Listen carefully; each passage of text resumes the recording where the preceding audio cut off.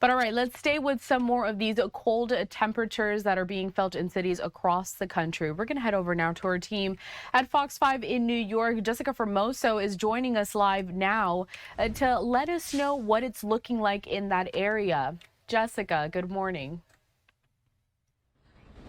Good morning. Well, you know, the residents here, we're in Boerum Hill, Brooklyn, and the residents here are really dealing with a lot because it is brutally cold out here. And the problem they're having is that there is no power. There are a number of power outages. And last I checked, in this area here, we're looking at the live map from Con Edison. They're reporting 2,065 outages here, so customers without power. And you can take a look here in the corner. Con Edison, the emergency truck, is here, and not just in this area, but up and down this block. There are a number of cars of Con Edison trucks here and in the surrounding areas as well. We're being told by residents that they've been without power since Friday. Now, Con Edison has had crews out here working around the clock since yesterday, trying to restore service. The utility company says the wave of outages are because of equipment damage from the melting snow mixed with the road salt entering and stressing the system.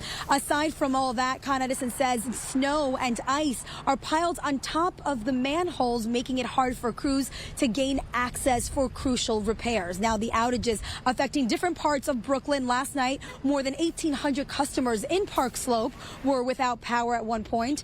While some customers are reporting a total loss of power, others are seeing a portion of their utilities out of commission. We reached out to Con Edison. A spokesperson tells us, in part, quote, "The snow left by the storm is significantly slowing restoration efforts in part of Brooklyn.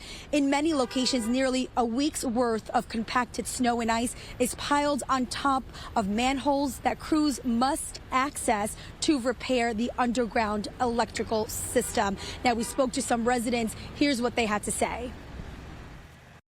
We were thinking we would do another hotel stay, but it's just really tough with our two dogs and having to go to work tomorrow and figuring out where to work and how to get to work. So, yeah, we're just kind of taking it as it comes. I'm lucky. I don't have any heat, but I do have electric in the kitchen, in the bathroom.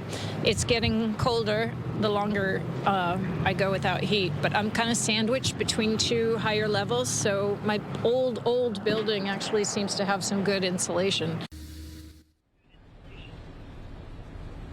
Now, it's been a week since the snowstorm, and power outages are not the only issue the city is dealing with. Snow removal continues as many sanitation workers have been brought in to clear the snow and ice from streets and sidewalks. City officials say more than 67 million pounds of snow have been melted and over 188 million pounds of salt spread across all 5 boroughs. Now, 14,000 bus stops and 7,000 fire hydrants have been cleared.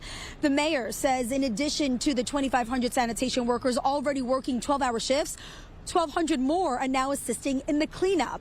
But look, beyond the cleanup, the city is in a code blue for 15 days. The bitter cold has become deadly, leaving those on the streets vulnerable. The death toll of people found outside has reached 14. Mayor Mamdani says in 8 of the cases, preliminary findings indicate hypothermia played a role. Now, the city is canvassing all 5 boroughs to find those who are outside and bring them inside and give them shelter. The medical examiner is still working to determine the cause of death for the other 6 people. We're still waiting for that information. Hopefully we'll get that soon. But back here live, as you see, these are crews, Con Edison emergency crews working around the clock. I mean, I don't think I've ever seen so many crews in just one location, because it extends from where we are all the way up the block and then down the other way as well. There's crews, I would say, in every corner here. And I spoke to one woman as she was heading to work.